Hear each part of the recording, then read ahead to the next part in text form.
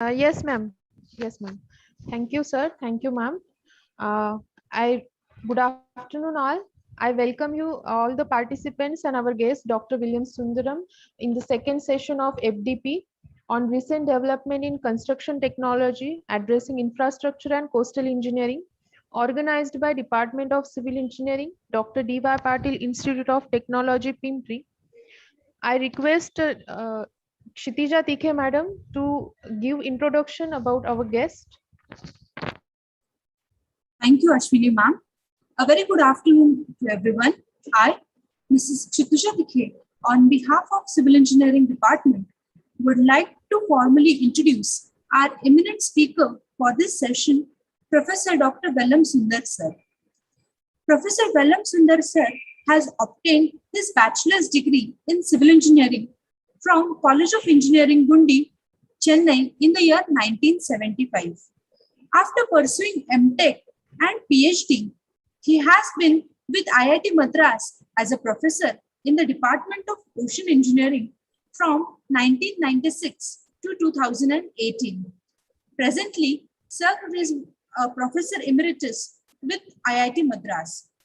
Professor Sundar has supervised 27 plus PhD, 14 MS, and 12 MTech theses. He has about 550 publications in peer-reviewed journal conferences to his credit. A few of his publications have won the Best Paper Award in international conferences. He has participated in 100 plus conferences worldwide and has chaired several technical sessions and also served as a member of International Scientific Committee for several international conferences. He himself has organized 5 such conferences. He is a member of the editorial board for about 10 international journals and has reviewed several technical papers submitted to peer-reviewed journals.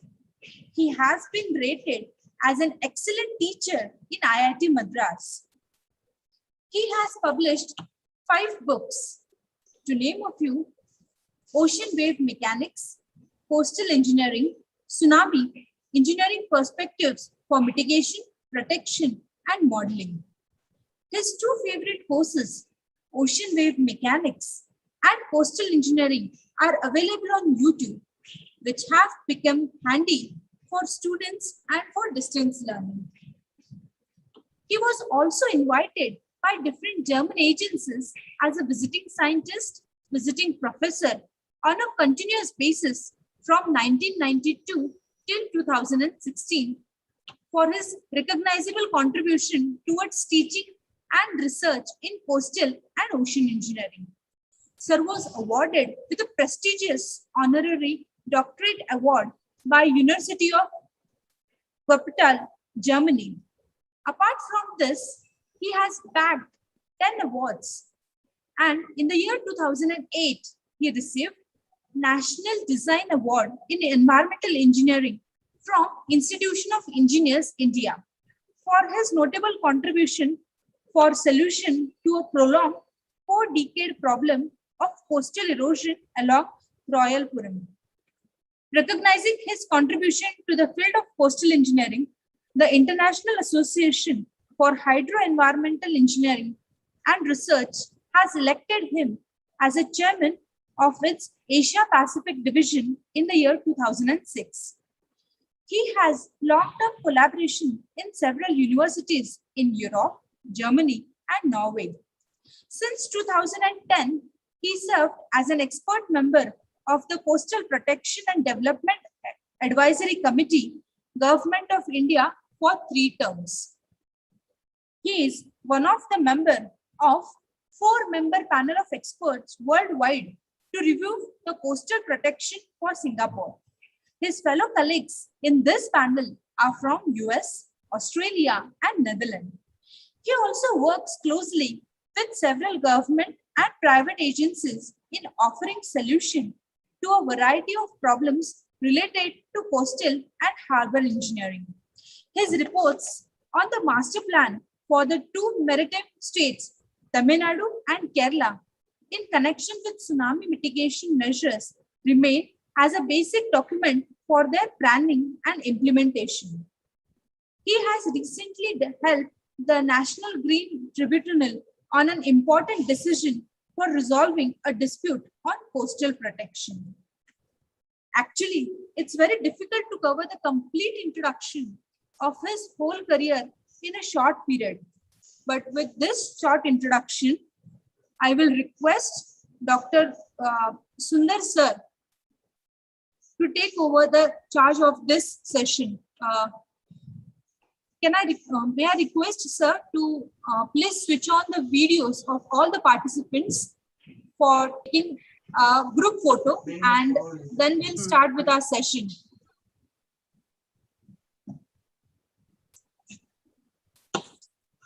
Kshitija madam, you are not audible right now. I request Dr. Professor Sundar sir, so please start your session.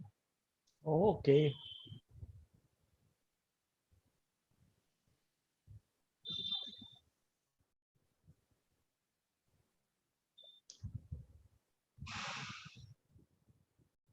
Are you able to see my screen? Yes, sir. Yes, sir. Yes, sir. Okay. Okay.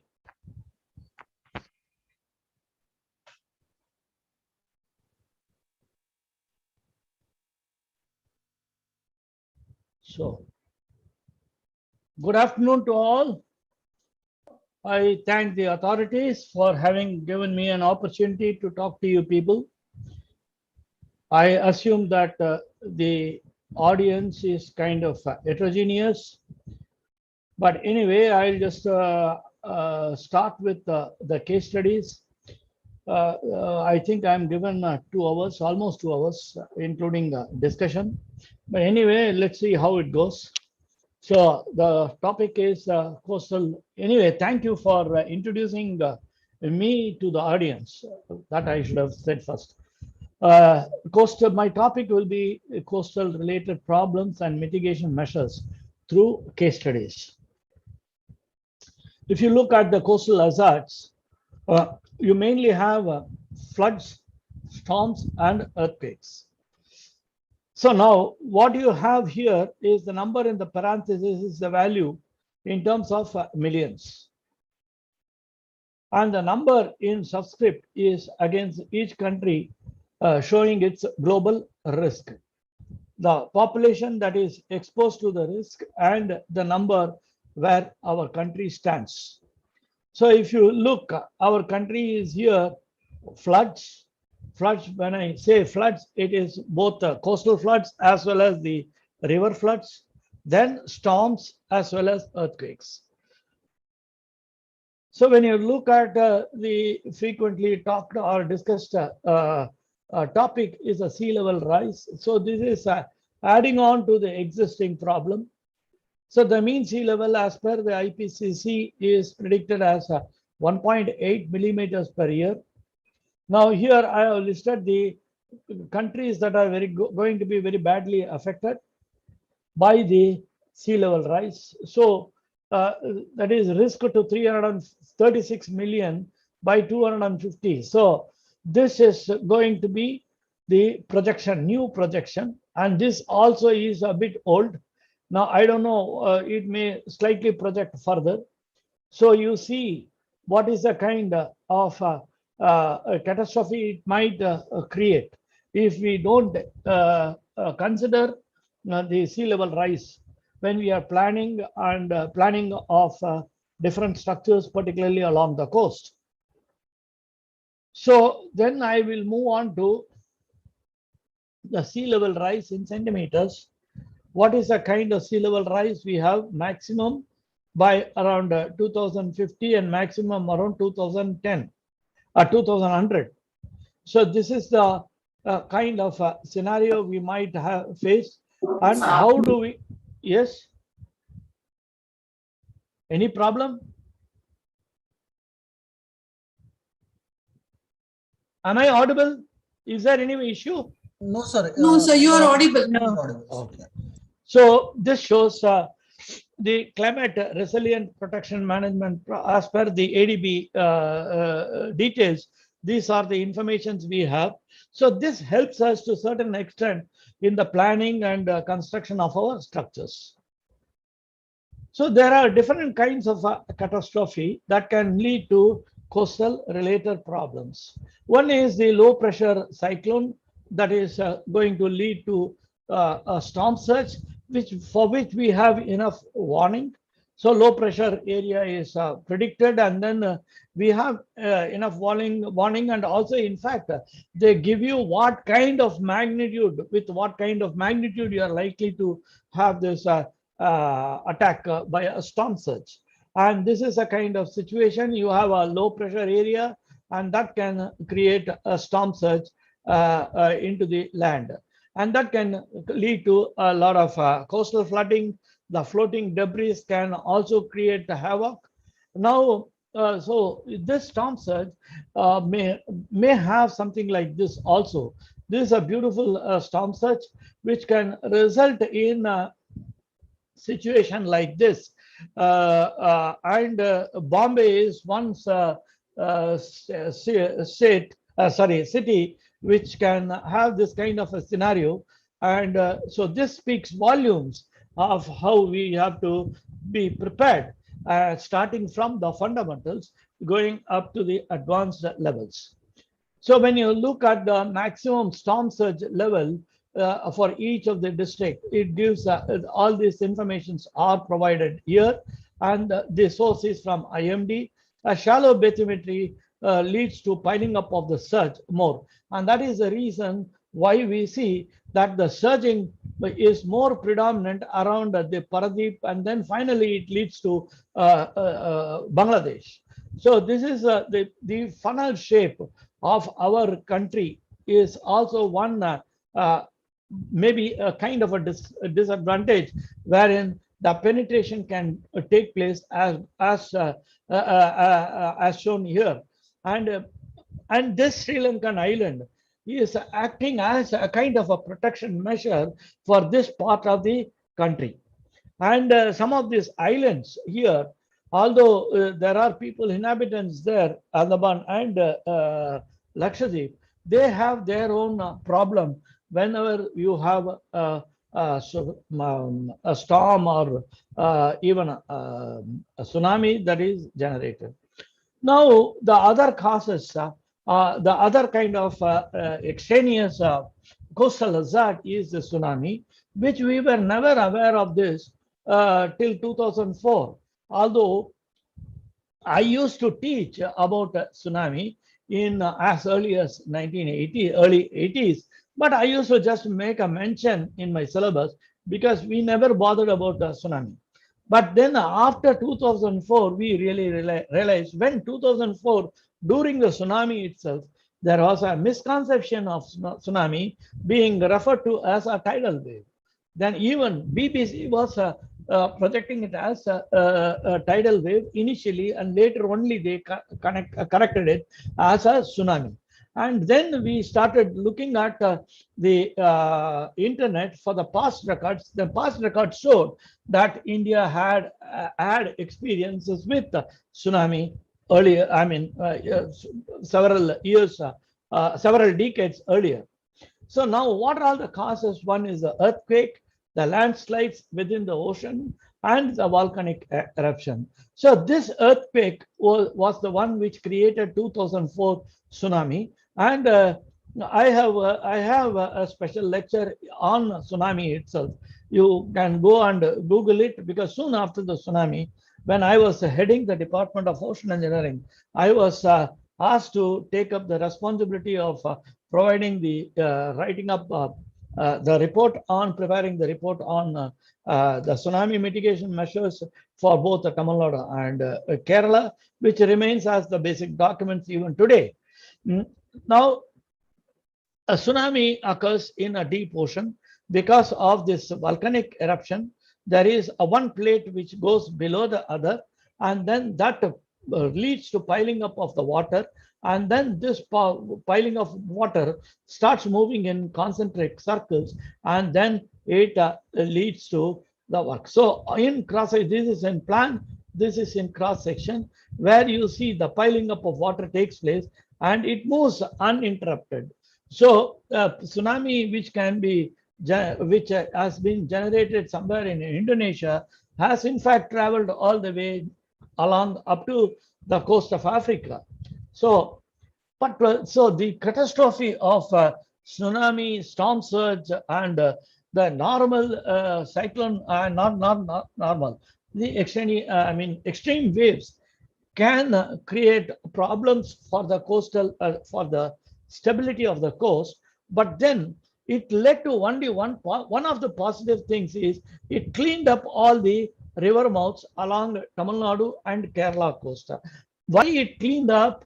Because usually the perennial problem we have is the sandbar formation along the coast.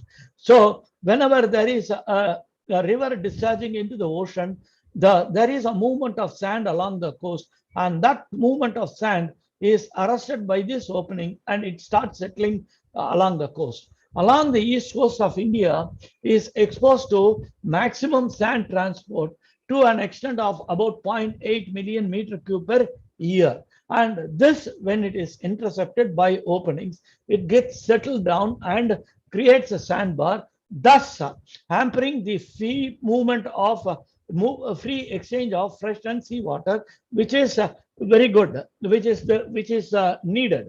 But when it is blocked, you see that it becomes a stagnant pool of water. And I need not have to tell you the problems associated with stagnant pool of water. That is only the advantage of having a tsunami. Now, when you look at what are the real problems in the near shore, so you have rivers discharging discharging into the ocean, and on the seaside, if you see, waves are moving propagating from offshore into the near shore, and waves are breaking at the breaker zone. When the waves are breaking at the breaker zone, it induces currents. These currents, because since the waves are moving at an angle, it can be resolved in two directions, one in the normal direction, normal to the coast, and another along the coast. So this along the shore is one dominant current. So certain locations along our stretch of Indian coast, it is dominated by alongshore currents, particularly the east coast of India. On the west coast of India, you have locations where this longshore currents are dominant. There are certain locations where onshore, offshore, that is cross-shore currents are dominant. So you have to assess before, for any coastal erosion problem, you have to assess whether the currents is dominant along this direction or in this direction. That is the first step which you need to do before you really arrive at any kind of coastal protection measure. Now you look at this.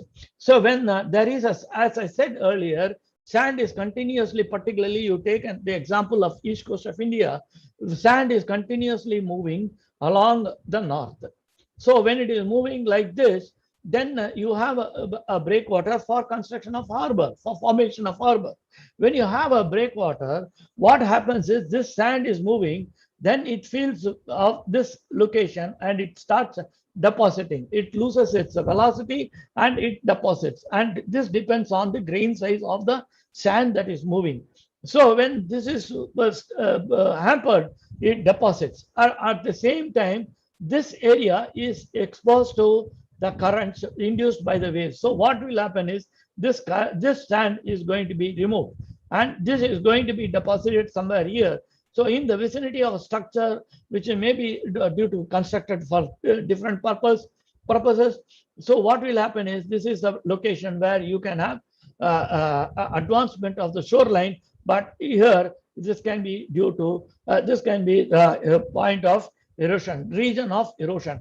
This is mainly because of the diffraction of waves due to the presence of any obstruction. This is in common, well understood and well documented. Not only that, it can be easily programmed also, and there are some standard softwares available So you can download and try to play around with it. Now, if you construct a dam, this is also going to create a problem. Not because because you are preventing the sand to be delivered at this end. Only if you have the sand coming here, this can the stability of the shoreline can be retained. Suppose if this is stopped, but that doesn't mean that you should not construct dams. It is a holistic, you have to look at the holistic view. You should have a holistic view of the entire situation and plan accordingly.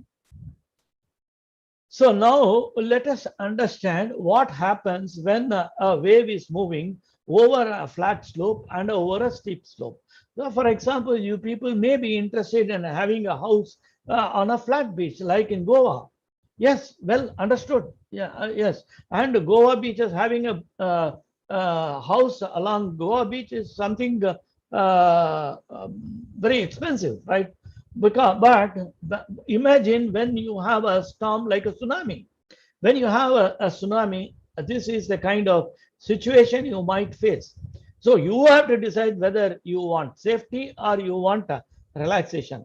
If it is on a steep beach, then you are going to sacrifice the view sometimes, but you are safe.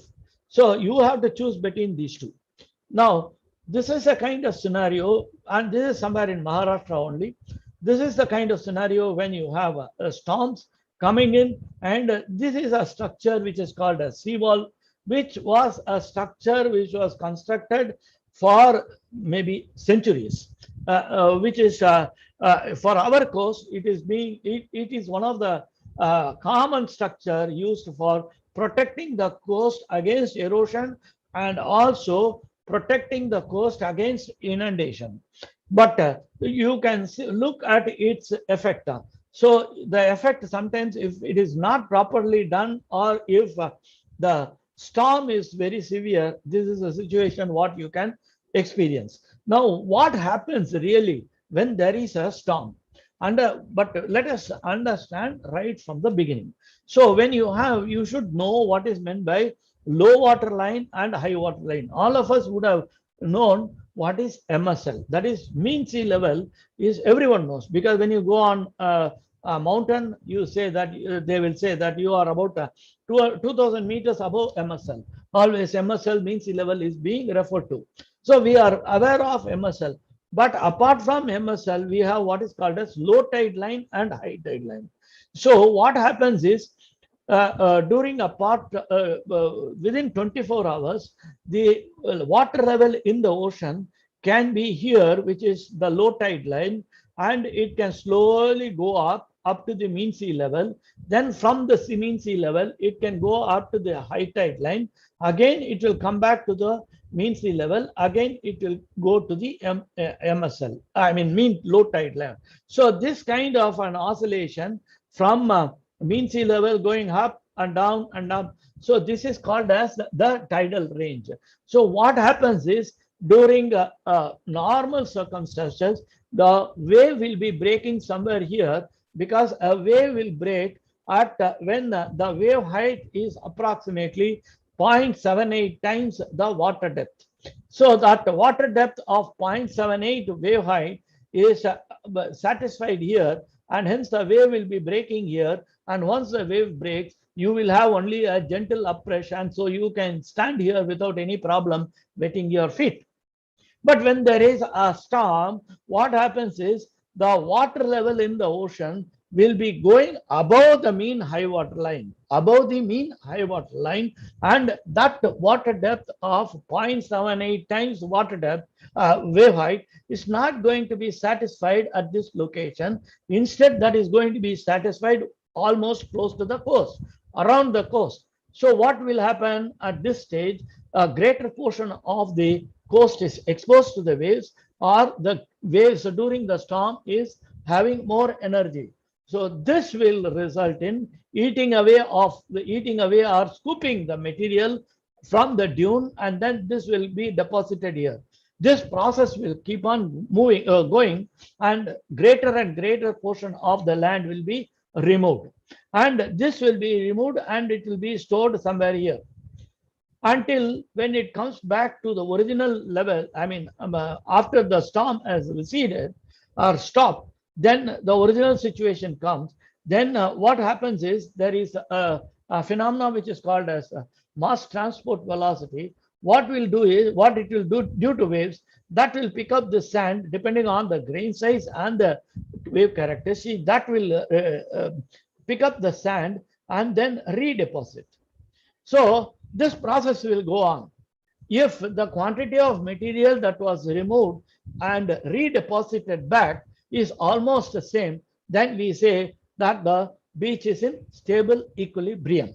But this seldom happens along several stretches of the coast. What happens is there is always a deficit, but that deficit may be less or greater.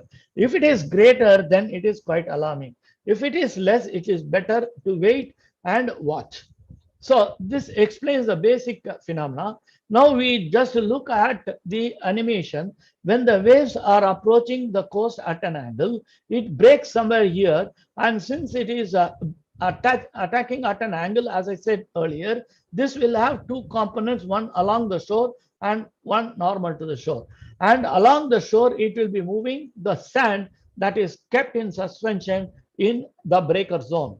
At all, the most of the sand which is moving takes place within the surf zone, that is the distance between the shoreline and the region of breaking of waves. So you can look at the oscillation of the shoreline. This is in fact a continuous process which you may not occur, which you may not observe, because you are going once in a while. So you cannot really observe this. So more the angle of orientation, more will be the transport of sand. So when will be the more angle of attack? More angle of attack may be during monsoon. So during monsoon only, you will have more amount of sand being transported along the coast. Now, when this situation takes place, so when we are constructing different structures for different reasons, maybe in this, you can look at this. This is a river coming. So I want to construct two training walls. So this is one of the solution to construct a training wall. Otherwise, the mouth of the river will get choked and the sandbar formation will be the connection will be cut.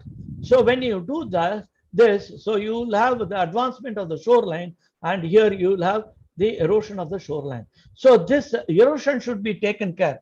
And also this advancement of the shoreline also has to be taken care, because the length of the structure has to be decided, because after a few years after constructing, it may sustain only for 2 years, and again you'll have the bypass of the sand from here, and the erosion may also be significant here, and if there are some inhabitants, they are going to have problems. The same thing holds good when you have construction, when you construct a coastal protection. Apart from the seawall which you saw earlier, the other thing is the groins. These groins are constructed like this, so it will result in alternate zone of erosion and accretion. Over the few years, what will happen is, if you carefully design the groin field and verify in your numerical model, then it is bound to help in not only protecting the coast, but also getting back the lost beach. That is the advantage of this. The later one is having offshore detached breakwaters along the coast, in front of the coast, which is not so popular in India because of some reason, mainly because of the construction problems, and it is a bit costlier, expensive compared to this. And construction in this case is easier because it is based on end-on method compared to this, because you need a barge, etc., for installing. But here it is end-on, so you have only a tipper to bring in the stones and then dump it. So when you look at the sediment transport, so now you look at this video how the erosion process is taking place. So in the ocean, you will have a fine material such as clay or sediments that is being carried by the sea. It can be in suspension, or it can be large boulders or small particles. So the main thing is the size of the grain size is extremely important. So So now you see that when it is going back, it takes away the material. So this is a process. This is what is called as when you have a onshore offshore. That is, here you see that the attack is normal to the shore. So I am not talking anything about longshore current here. This is probably during a storm. This is what will happen. Now, having looked at the basic information, what we need to understand the coastal protection, we will just move on to understand what are all the case studies which we have in store for us. One thing is causes. Causes for coastal erosion are natural factors or the artificial factors. The natural factors are action of waves on the coast, storms, sudden outbursts of floods, construction of dams leading to non-supply of sediments that are minimizing the supply of sands. Sea level rise is another headache. Now, artificial factors. When you construct structures like harbors for some reason, or maybe desalination plants, or intake and outfall structures, or maybe a coastal road. Maybe you want to protect, and in order to protect a coastal road, you construct some structures. So all these things may lead to some issues. Then sometimes you have a combination of natural and artificial factors. One typical example is the tourist attraction in Chennai, close to Chennai, which is Mahabalipuram, but I don't think I have the time to cover that. So when you have these problems, what are the adaptation measures? The basic adaptation measures are three. One is protect, accommodate, retreat. Protect. So that is what we have been doing. We have been trying to protect the coast. What did we do? We try to, some amount of say 50 meters of land is lost. So we don't want to lose additional land. So we dump sand, we dump stones. And that kind of structure is called as sea walls. And that is how it emerged. So dumping of stones. So when you have a flood, you dump sandbags. That is the first step you do. So like that here, you dump, they used to dump stones without any scientific background. But later scientific background, scientific advances had come. So they started looking at the sizes of the stones. They will vary. The top ones will be more bigger, then gradually reduced, then gradually. Then now people are talking about geotextile material. So they lay a geotextile material over that. They have a filter layer, etc. So these are all some kind of improvements that has taken place in the seawall. But when you want to construct a seawall, your intention is to protect land. That's all. It is only to protect land. But then how do you protect land? You can either construct a seawall or bulkheads. The bulkhead is just to retain the sand, retain the earth. So the difference between the bulkheads and the seawall, the predominant force coming on the seawall is the wave force, whereas the predominant force coming on the bulkhead is the earth pressure. Whereas the groins are constructed normal to the structure. So if this is a sea, if this is a shore, you construct like this. So like this, along the shore, normal to the shore, these groins will trap the sediments. So the difference between seawall and groins is, in the case of seawall, your intention is whatever is lost is lost. I don't want to lose further. That is the kind of intention. Now, the other intention is it is easier to construct. Okay. But in the case of groins, no, I want back at least some portion of the lost beach. That is the intention. So in the case of groins, but your intention may be different. So hence, accordingly, your structures also differ. But there is another thing.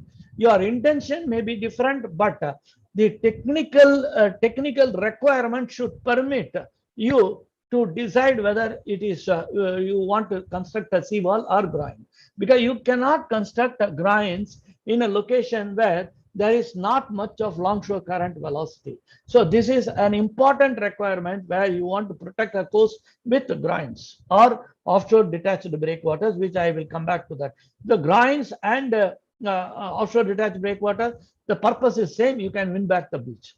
Now, there are other soft measures. These are called as hard measures where we use stones, I mean, not stones, rocks or concrete blocks. Now, soft measures are beach nourishment. You can take the sand from some other location and nourish the beach which is suffering for want of sand. Or the tsunami has added a new dimension. There are enough evidence that plantation really helps. So we look at that. And also more important, apart from protecting your coast, is protecting preservation of coral reefs. So we had an interesting work of southern tip of India, which I'll try to share. The next is the accommodate. So stay in the same location, but make adjustment. So this is what is called as a defense or protect, and this is what is called as adapt. One of the typical thing is elevate your building. So this is also suggested as per FEMA of the US, which is having a manual how to elevate your house, particularly in tsunami prone area. Then the other one is safe. I don't want anything, I want to run away. This is retreat.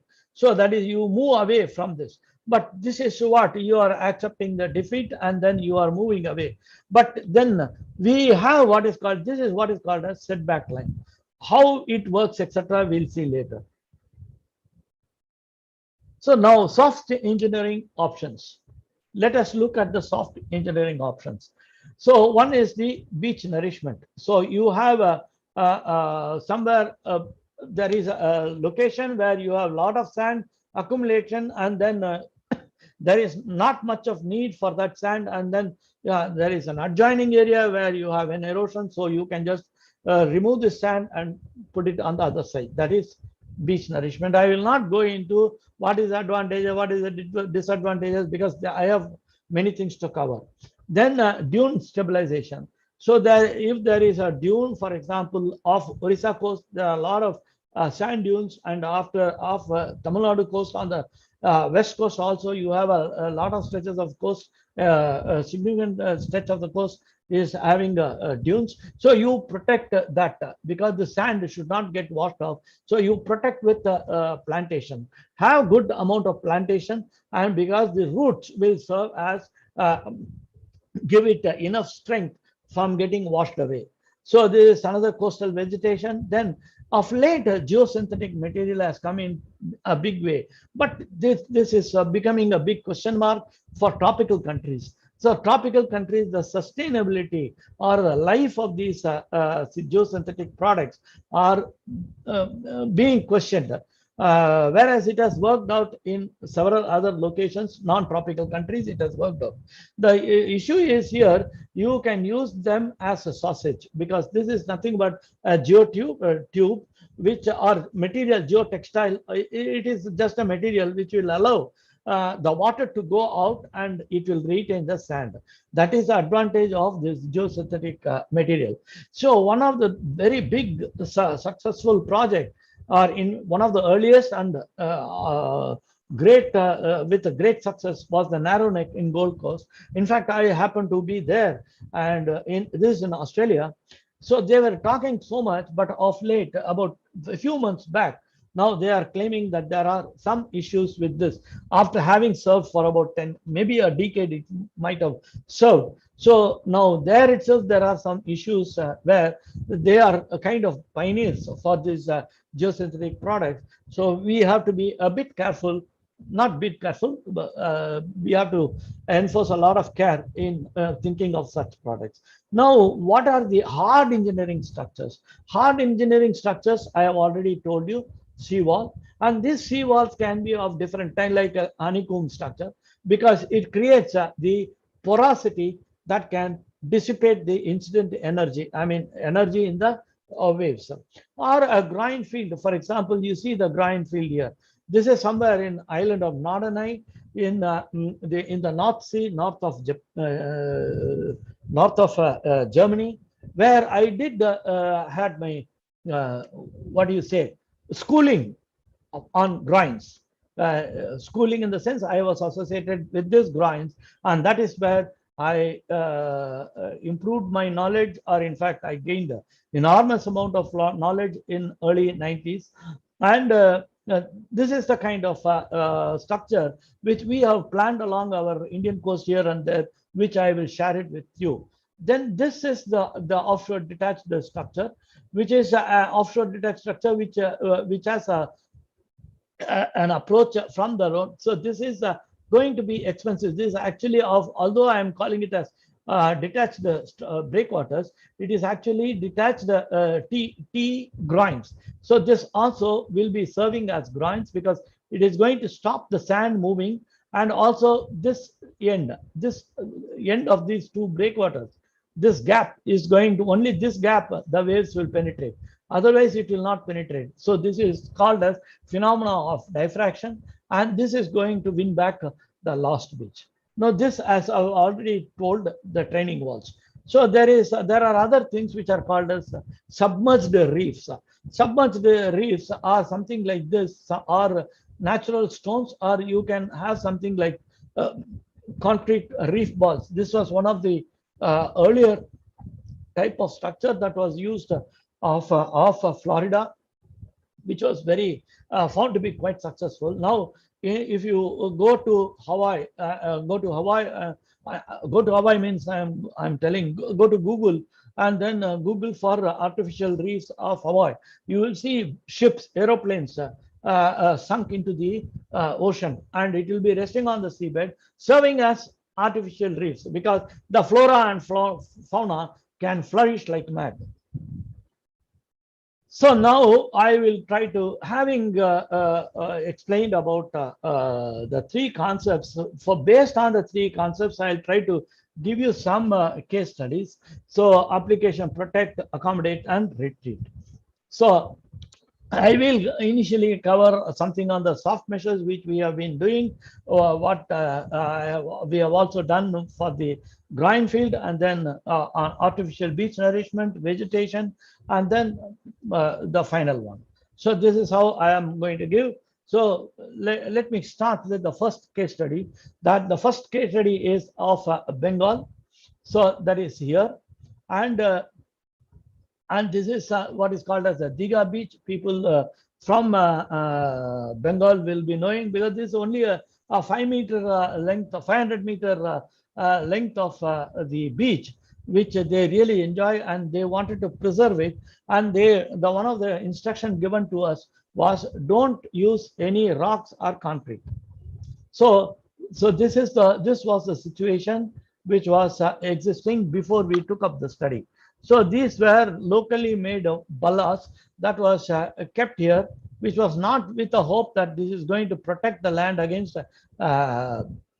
wave action, but did not happen. And another thing is, some of the stretch along the coast, they didn't want to have coastal flooding because they wanted it is an agricultural land on the other side. So they wanted some kind of a protection measure. What was the option we had? We looked at different options. I cannot go into all the options. One of the final option which we decided upon was to have, because there were some boundary conditions. The boundary conditions allowed us to use only the kind of geotubes. So these three geotubes were used, filled in with sand, and then we had a strong toe protection. The geotechnical engineers and the hydraulic engineers know the value of toe protection. So without toe protection, the stability becomes questionable. So we had dug something like 2 meters, then put what is called as geobags, something like something like cement bags, but filled with sand. But geobags are not cement bags. The material is textile material, geosynthetic material, and filled up. And then it also had a container. Geo containers is a larger version of geobags, and then this is filled up, and then you have a geotextile just running through here and then going up to this. And then this is how it was laid, and then this is the top level, and so this top level has to be decided based on the climate there, and then we had filled up this with sand. So this is the different views. This was before the construction. This is construction of the geotube in progress, and this is the completed section.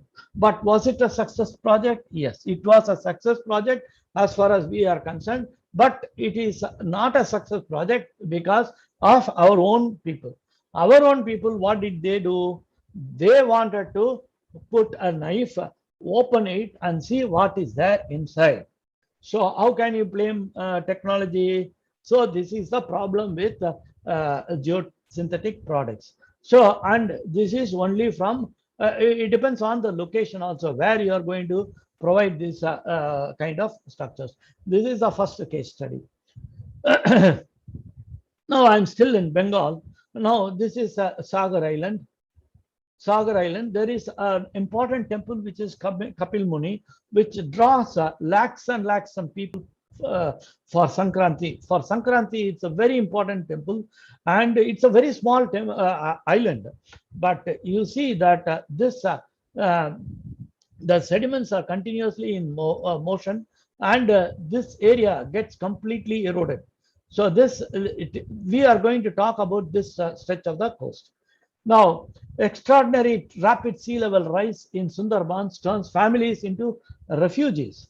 So what happens? Frequent cyclones, because drifting because of the shape of our east coast, the cyclone is drifted towards, see, whenever you have a cyclone, what does it say?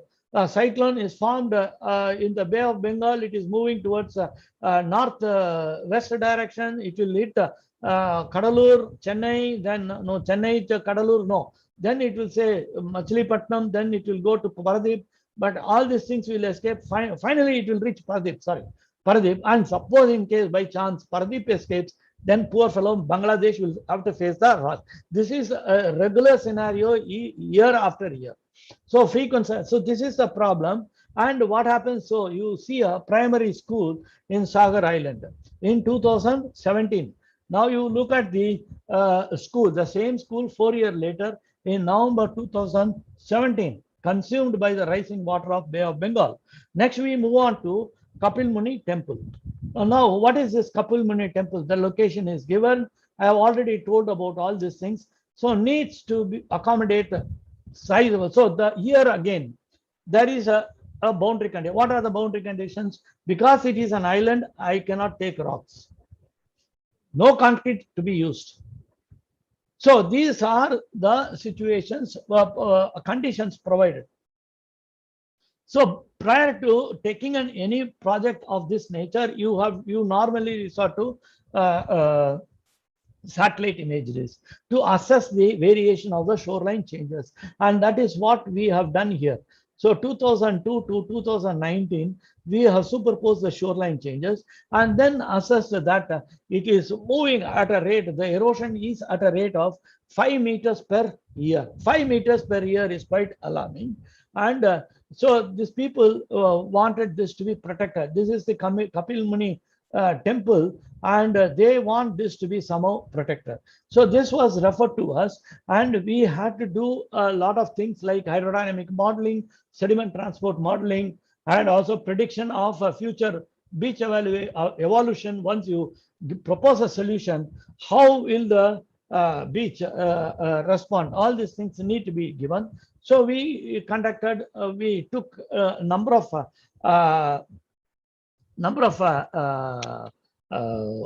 options. One is having the T groins, as you can see here, and then the advantages of such a groin field are given. Advantages and disadvantages are given here, because I don't want to go into all these details. But then what it says is the difficulty in transport and installation of rubble mound is not good. That is the disadvantages. The advantages, it will work, but then let us look at the disadvantages.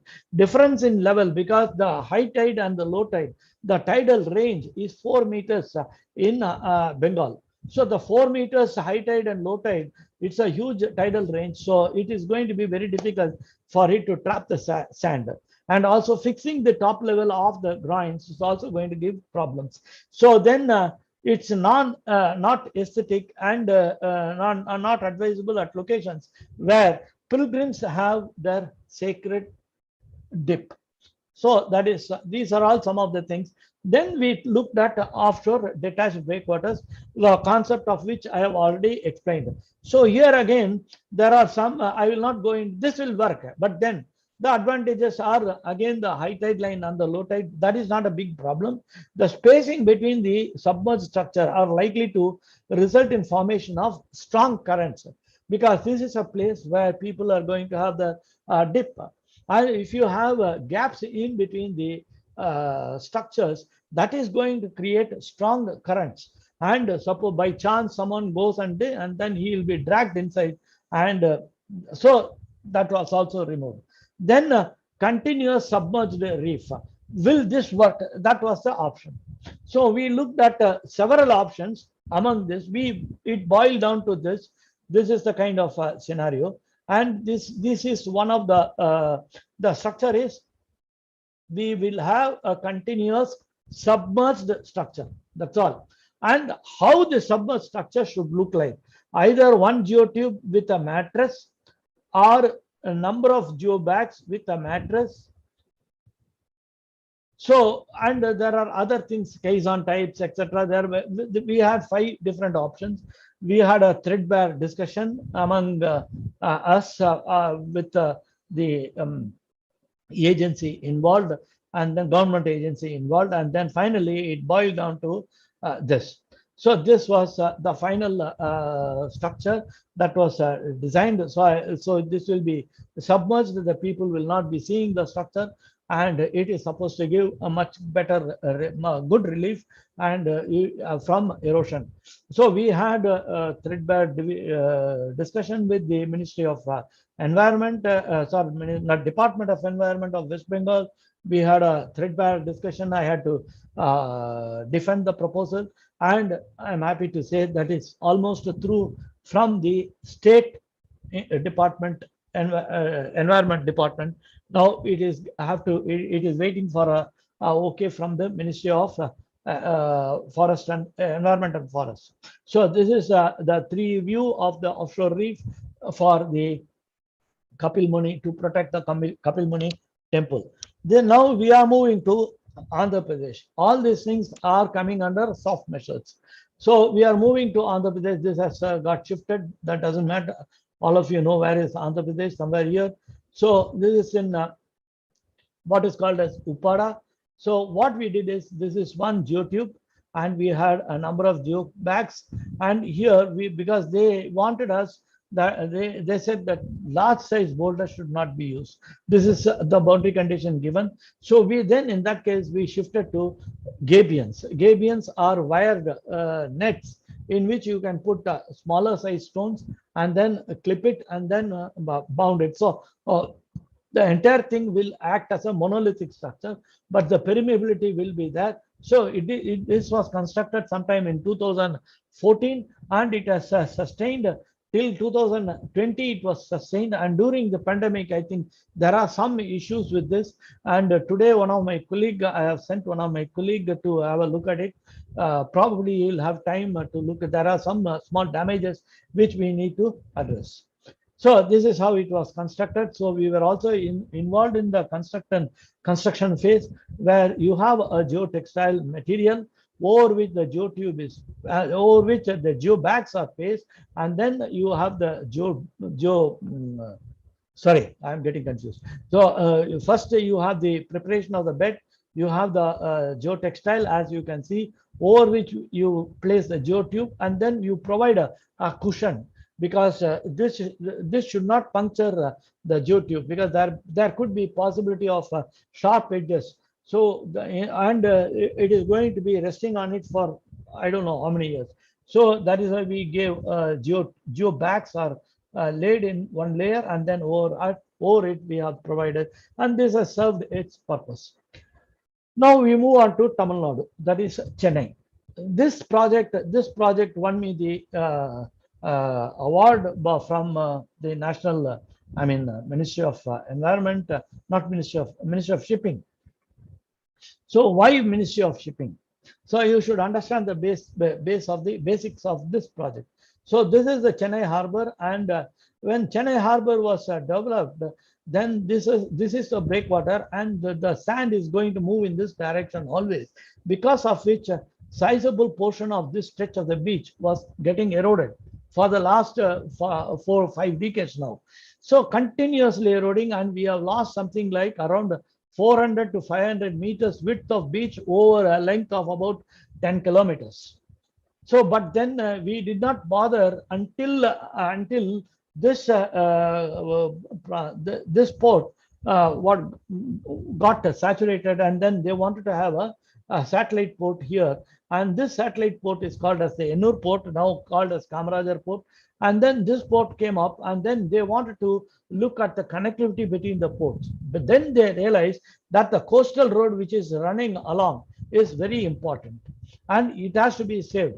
But if you look at the situation, at least 50% of the road was already inside the sea. And if someone by chance enters this road, they have to stand there for hours together because of traffic jam, because 50% of the road is already into the sea. So how do we do this? So the project was referred to IIT Madras when I was the HOD, when I was heading the department. And then, no, I was not heading the department that time. I was heading the department later.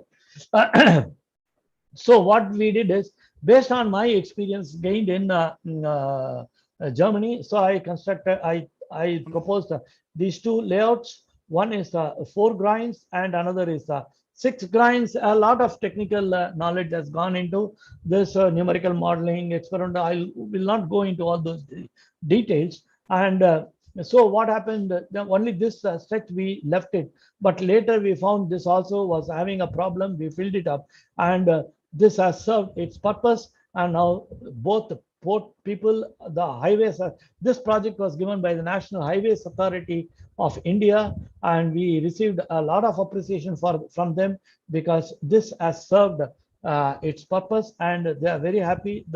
And this is a scenario which has come as one of the beautiful spots of India. This was shared in WhatsApp. So we also did some kind of monitoring. So this was I'm talking about this stretch of the coast. What we did is, after installation, we did the monitoring. We tried to understand these two stretches. That is, these two stretches. How much is the area of sand that is accumulated?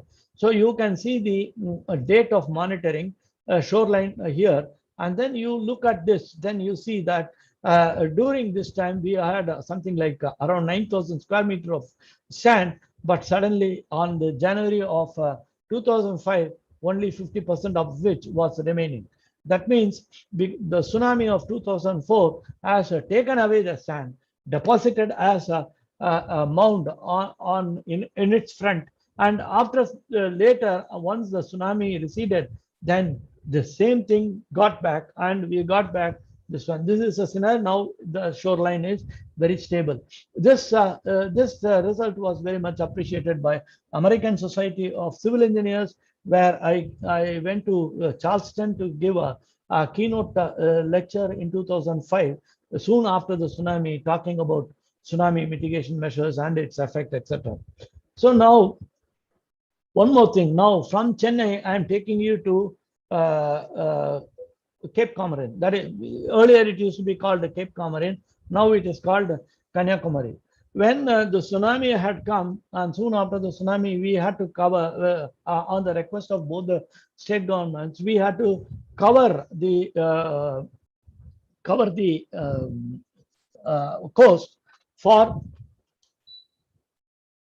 We had to cover the coast to assess the damage done. Within 10 days after the tsunami, me and my students had traveled along for about 15 days along the Tamil Nadu coast, followed by another 10-15 days along the Kerala coast, and we submitted the entire proposal within 2 months after the tsunami had occurred. I can challenge it. It's not a it's not possible. Thanks to my students who worked with me, who helped me to in the survey. So we looked at different options. We assessed the damage done and the likely mitigation measures. So that has to be a separate topic that I cannot cover in this, but only gist of it I can give, because here this was one of the things. See, they had constructed this groins by in mid 70s, not knowing the basic principle where exactly you are supposed to construct a groins. This is not the location where you are supposed to construct a groin, because this tip of Indian Peninsula, it is rocky strata. The entire sand starts moving only somewhere here, which is the name, the city name is called as Nagapattinam. Only from there, because you have the Sri Lankan coast, Sri Lankan island, only above, slightly north of Sri Lankan island only, we have the sand starting its motion. So this was not serving any purpose. And this is the place where there was a loss of life. And at the same time, there was a lot of fight between this village and the neighboring village, because these people did not have any kind of boat parking facility.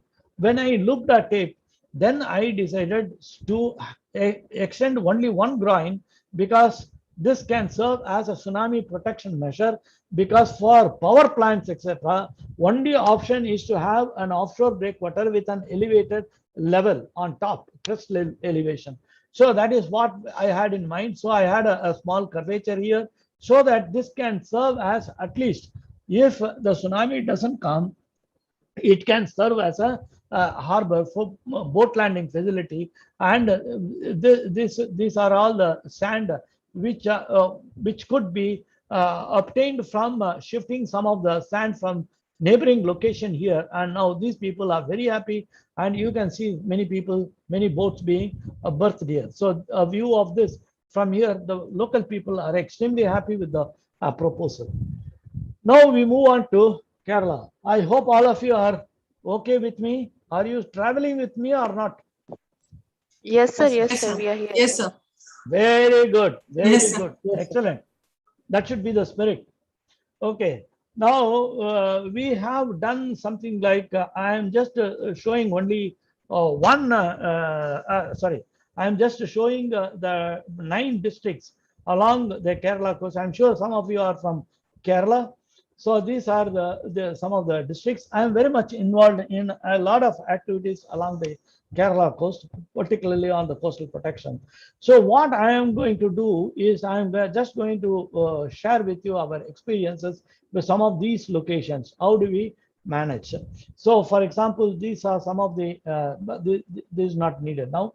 What I will do is list of groin field in the Kerala coast. Some of these things. So Bemapalli, then Paravur, Jayanti Colony, Patyankara, Kadakarapalli, and Nayarambalam. So these are all the here of construction is given here. Latitude and longitude is given here. The stretch of the coast that was to be protected is here, and the number of groin field. Because Kerala coast, there are certain locations where Kerala coast you should not construct groin, but certain locations you can. So that has been carefully done. We did all the homework, and then we started working. So how do we do this? In order to do that, first you have to assess the shoreline digital shoreline analysis system. This is a tool available in the GIS environment, and most of you who are working in this area, I'm sure you know much more than me. The digital this is a GIS based system developed by the US Geological Survey, and this measures the gap between the shoreline positions defined over a period of time. So this provides the basic data to compute shoreline changes. The ERP method, the EPR, that is the endpoint rate, gives the statistical parameter for describing the spatial patterns of shoreline changes.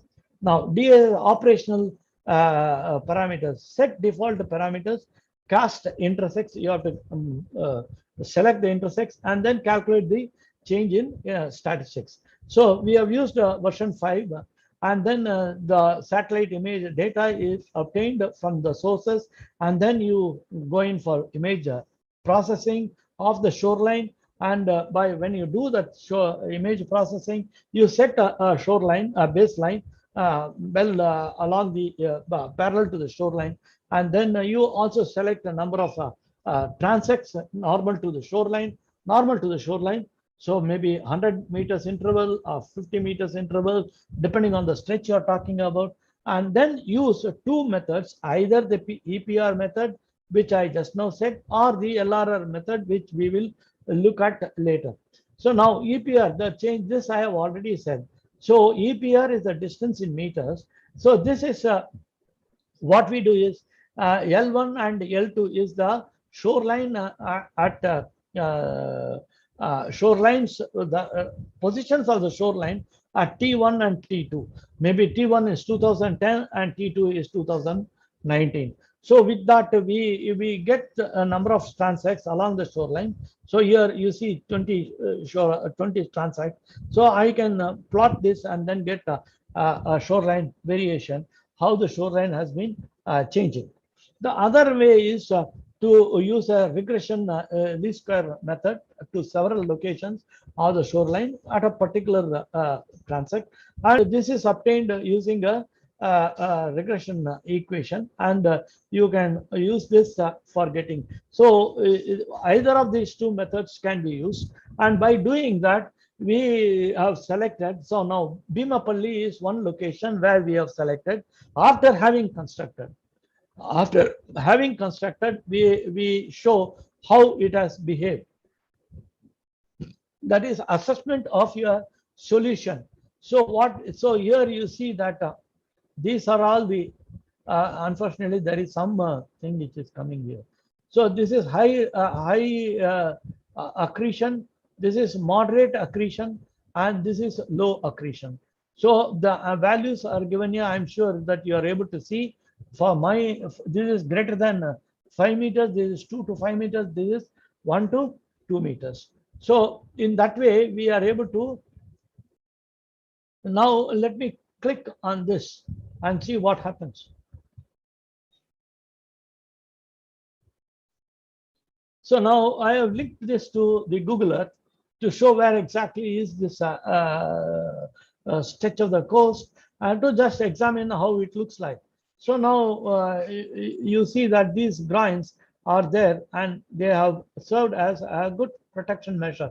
So earlier the shoreline was somewhere here, as you can see here, and now they have saved, they have not only protected their coast, but also won back their lost coast, lost beach.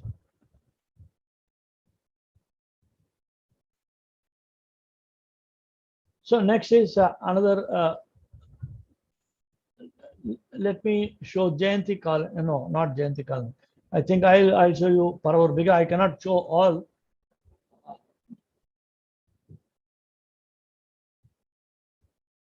So you can link to each of these locations to get where you, how, whatever you have done, how sensible it is, and what is the kind of situation you have. So this shows how it has worked, the solution has worked. So with this,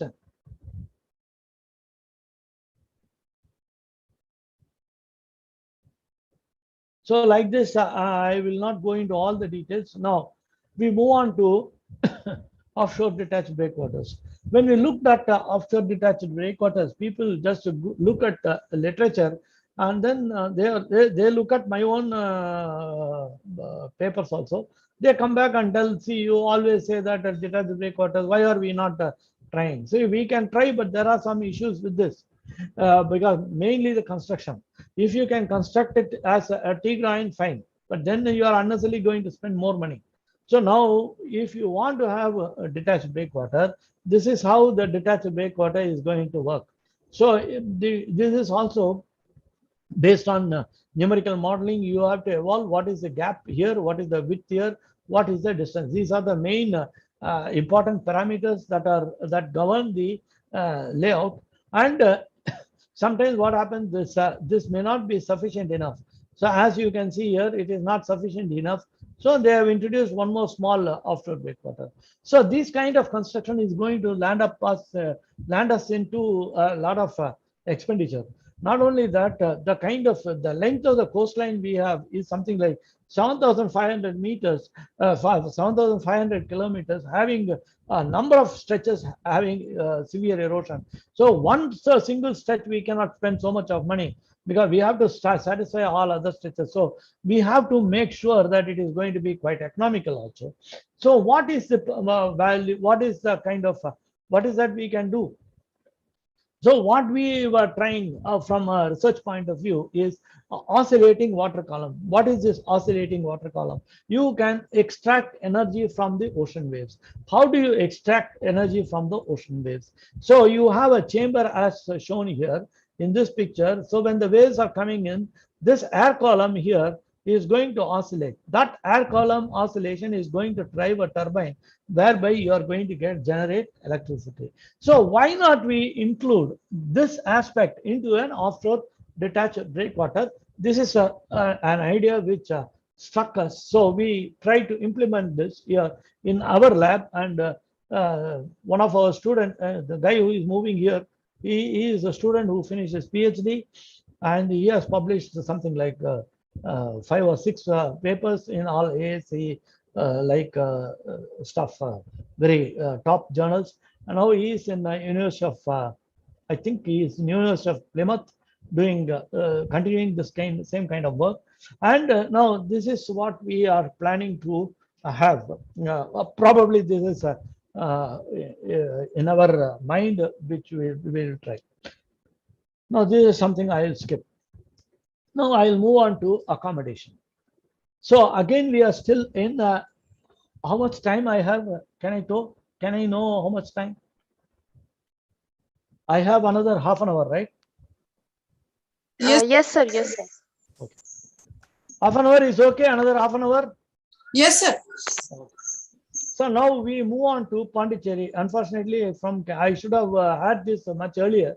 I forgot. So there was a. It doesn't matter. You people know that this is Pondicherry. In Pondicherry, Karaikal also you have it in mind because I might be referring that. So, but then Pondicherry, what happened in Pondicherry? Now, Pondicherry, there you have a river here. This is called as Arsala River. So this river, vessels used to come here, mostly fishing vessels. It used to go and park somewhere here. And slowly the number of boats used, vessels used were increasing. So hence they wanted to expand this project. So we constructed a southern breakwater. So when we constructed a southern breakwater, there was a strong erosion on this side. And we wanted to have one more northern breakwater so that there is not much of sand deposition here. The sandbar formation was a big headache. So in order to take care of that, we did all these things. Now what happened was, so you look at this area, there is no inhabitants, it's a complete forest. And here you have the sand is moving from top to bottom, that is from south to north. Along the east coast, sand always moves from south to north, as I said earlier. So when it is moving in this direction, it is blocked and you have an advancement of the shoreline here, but there is an erosion taking place here. So, but at this, so this was referred to us, and then what we did is we looked at the old reports. In the old report, then we saw that there was a provision given for a submerged tunnel here. The tunnel was supposed to run under this. Then we dug and found out that there was really a tunnel below the bed. So what we did is we mounted a pump here, and then we pumped the sand from here and then sent it through pipes and nourished this beach. This is what we did. So we did how much of sand is getting deposited here and how much of sand is getting eroded, because this is a densely populated area. So we nourished the beach somewhere in I think it was early 2000, early 2000. So yeah, 2002, March 2002, we nourished the beach. So the project was successful, but then sustainability, that is a problem. With all the soft measures, the sustainability is becoming a big question mark. So sustainability, why? So this is the sustainability, because I'll tell you why the sustainability becomes a problem. So now these are some of the pictures shows what happened earlier and what happened after. So the technology was proved, it works. But then why the sustainability is a problem? Because during monsoon time, excuse me, I just have some water.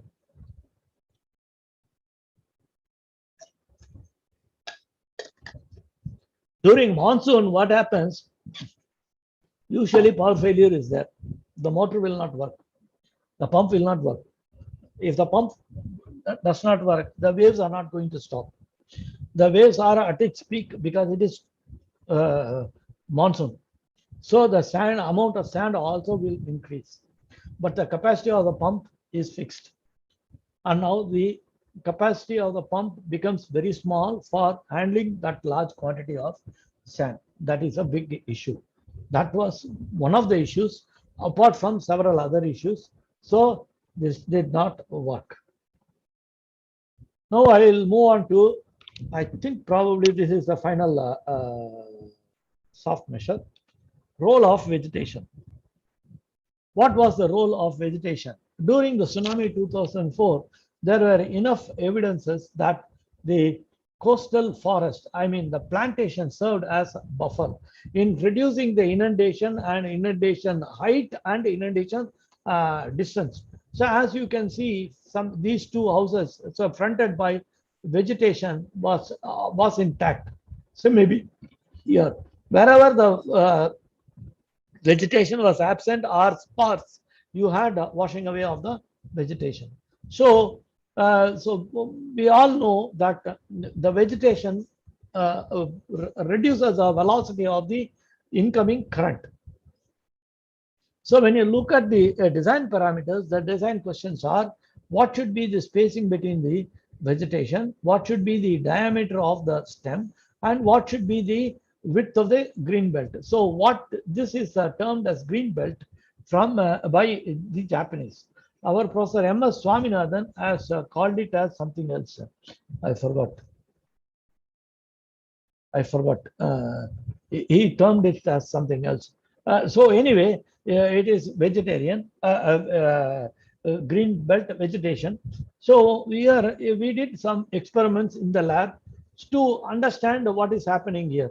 So now you see the drawdown. So it is subjected. So these stems are modeled in the lab, and you see how much of the reduction is taking place in the flow. We calculated the Darcy's friction factor, we calculated the Manningsian, and then found out what happens. So the reduction is there, and also further this transverse oscillation of the stems also adds to the dissipation of energy. So this is what, and then we came up with a number of equations. All these things are available in the form of publications. If someone is interested, you can have a look. You can just visit my website and then look at the publications. And I think most of the publications are available online, and you can download if you are interested. So this is one thing which this is actually a tsunami mitigation measure, which we have proposed, but which has not been taken off, because what happens is this is what is called as Velangani, which is a very famous church in Tamil Nadu. So this is a road, and this is the church. Somewhere here is a church. What happened was during the tsunami, there was this is always struggling for. This is a small river, but always blocked because of sandbar formation. So when we looked at it, the church priest and others, they said, please don't have any stones here, because there are a lot of pilgrims coming. So you think of solution, something else, some good solution without stones. So only thing is, what we did is we proposed we have to dredge this, because so that the flow can take place. Dredge this, construct sand dune. And once you construct a sand dune, have plantations to retain the sand. And this level should be high. And beyond this, you should have some kind of buffer blocks. In the event if there is overtopping, then still the buffer blocks can serve as blocks that can reduce the velocities and the inundation heights and speed. So that was the concept which given to them, and still they are looking at. And they had another scheme also where we have worked, because they wanted to have a swimming area, not swimming, bathing area here inside the ocean, wherein they should not have any problems. Not much of waves should be there. So we have given some kind of sheltering kind of thing, but they are not yet implemented. So now artificial reefs. Artificial reefs, I've already told you, these are reef balls, so premature breaking. So if the H is something HI, this can be some portion of HI only. So thereby you can save the land or the coast on this side. So one such a thing was we have done for artificial island, artificial reefs for Vaughan Island somewhere here. So Vaughan Island is you can just key in and then check the why. What we did is we had something like this precast elements, as you can see, is being precast, and we have constructed like this after carrying out rigorous numerical modeling and experimental modeling, numerical and physical modeling, and we found that it is very it has given useful results. I mean favorable results, because one of the main thing is we wanted to protect the flora. I mean the coral reefs here. The coral reefs are protected, and not only that, these structures have led to formation of flora and fauna in this. Now moving on to setback. Setback is something like this. You have a setback line. This is what is. So if you want, so no construction should be allowed from the high tide line to a distance within the shore. For us, it was 500 meters in our case. For us also, it was 500 meters. But if you look at this, it is as less as 13 meters to all the way up to 3,000 meters. Each country has its own setback line. But we had the setback line. There are a lot of hue and cry about this. And this is called as a Coastal Regulation Zone, CRZ committee. There was a committee that was asked to get into it, because this setback line was done by and long back by our late Prime Minister Indira Gandhi, and then after the tsunami, we had a revisit to the CRZ committee, and there are some recommendations given in the CRZ this committee. I was one of the member of that committee, but I don't want to discuss about all those things. But you yourself can go and visit the CRZ things. Now, this also is a very important project we have been handling along the Kerala coast, wherein you see that only one thing, I think, I don't know, this is Korappuzha in Kerala. We have done something like about 5 to 6 projects or 4 to 5 projects similar to this. Training the river mouse. Training the river mouse, this is the situation earlier. And as you go down, so you can see now what happens. So now the fishing vessels can go happily inside without any hindrance, and they are very happy with the solution offered. So studies required for undertaking this kind of understanding, planning, implementation of the protection measures. So wind data from NCEP and through regional wind model, wind wave modeling, you can also first you can derive the wave characteristics from the wind characteristics. The wind data is available from NCEP, which you can just browse and see.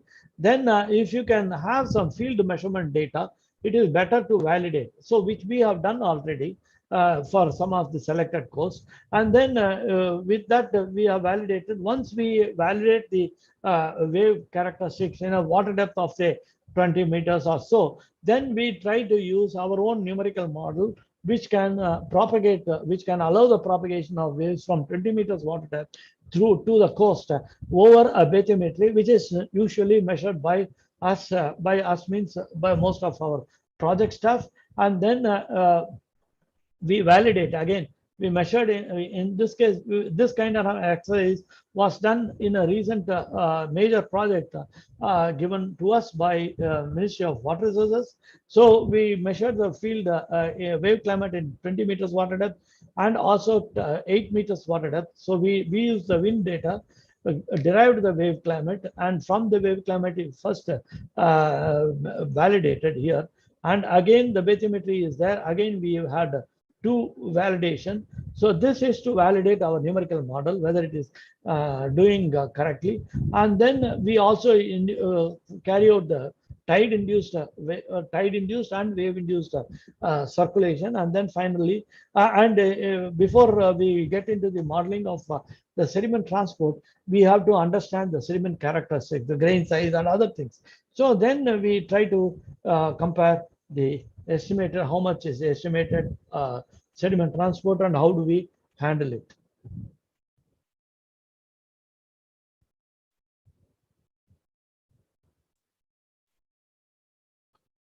So now recently we just completed, just this morning I had a big meeting with, because right now there is a training going on what we have completed 3 years project by Central Water Commission, Government of India, the first of its kind in our country, established on 10th of March 2017 in IIT Madras, Department of Ocean Engineering, and the project implementer is the Central Water Commission and the Department of Engineering, Ocean Engineering, but the project facilitator, because we had three sites, one in Tamil Nadu, one in Kerala, and one in Puducherry.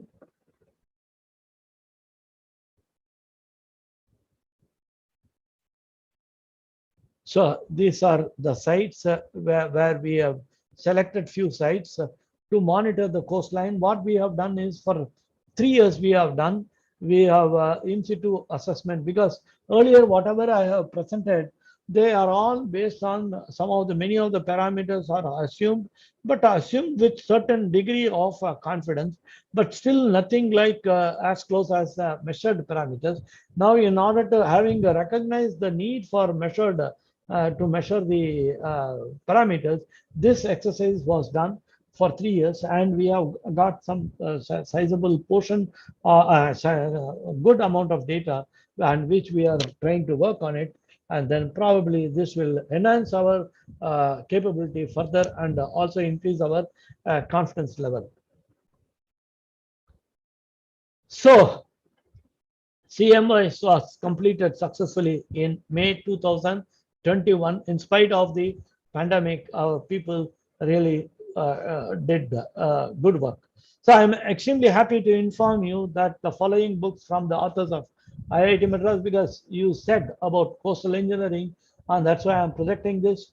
Ocean wave hydrodynamics, that was by me, and tsunami.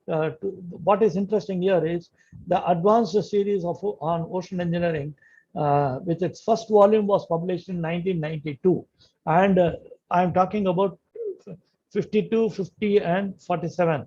Out of these 53 volumes, 3 volumes are done or published by our department. So that is really something which we are really proud of, which I wanted to share with you. And before I conclude, this is the conclusion.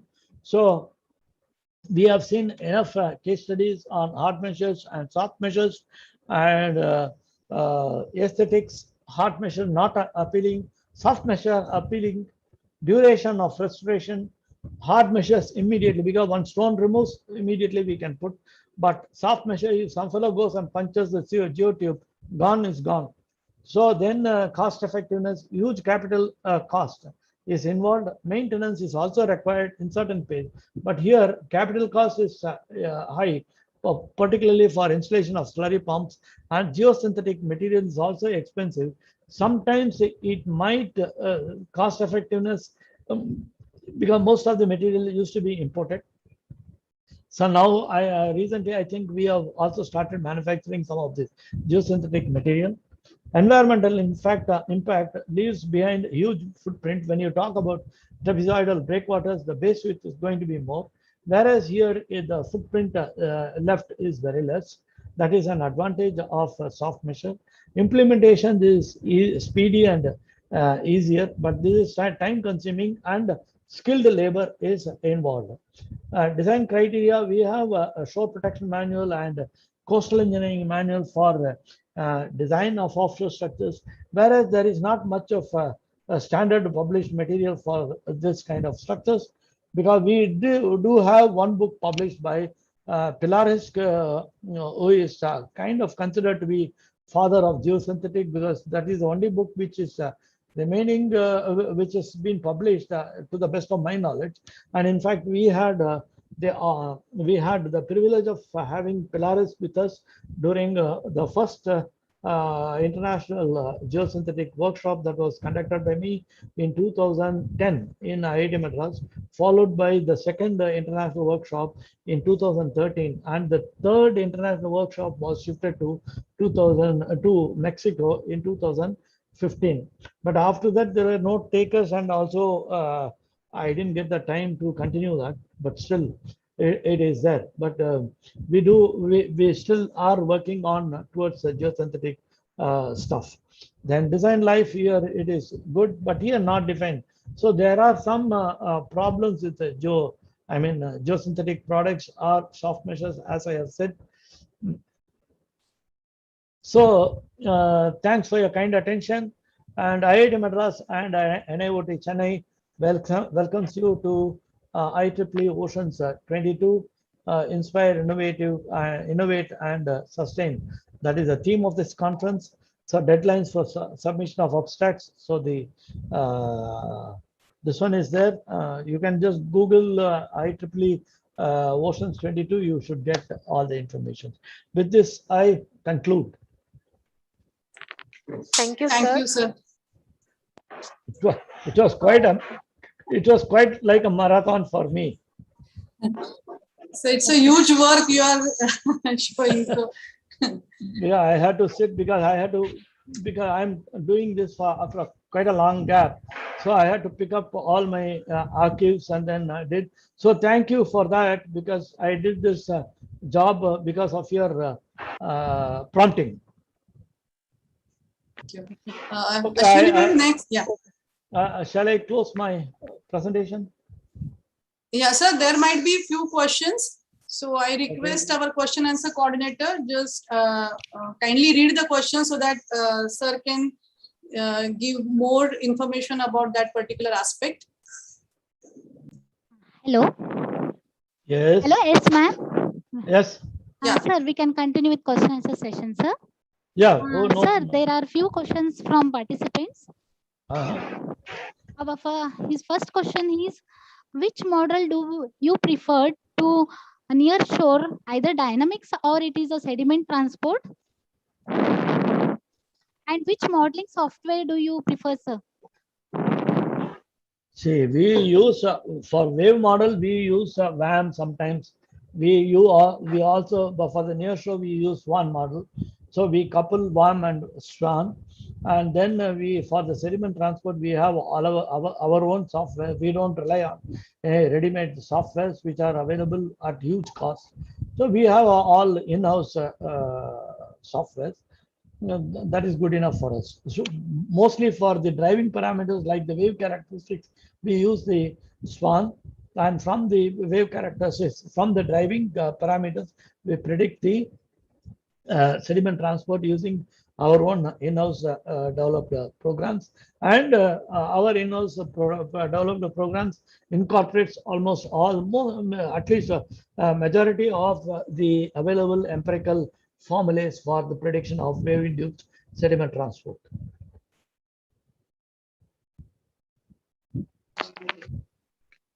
Yeah, thank you, sir. Sorry to interrupt, but one group photography is pending and it is being mandated by AICT. So I request with your permission for all participants to start your video, and one moment we will take one photograph. So shall I close my presentation or not? Yes, sir, you can close it. No issue.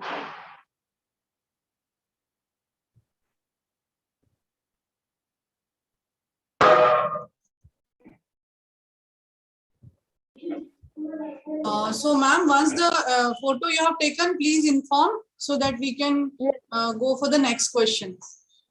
Yes, sir. Yes, ma'am.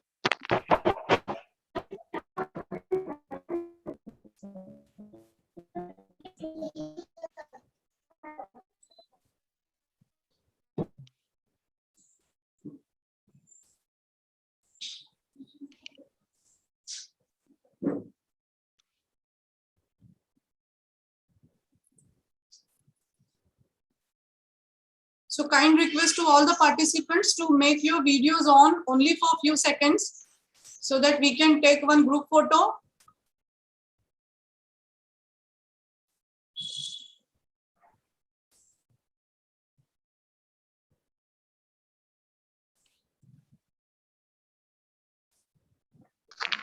Yes, ma'am. The photograph is taken. We can move for the remaining question and answering session. I request Mrs. Veena Bellari, madam, to continue with questions. Sir, next question, sir. Please, please. What is the life of geosynthetics that is expected in this measures, adoption measures? This is $1 million question, man. Because that is what we are also asking to ourselves. Because none of the geosynthetic manufacturers are not are able to give us tell us the spell out the age. But anyway, I had a detailed discussion with one of the person in Malaysia, and he says there are some geotubes that are sustaining for the last 10 years.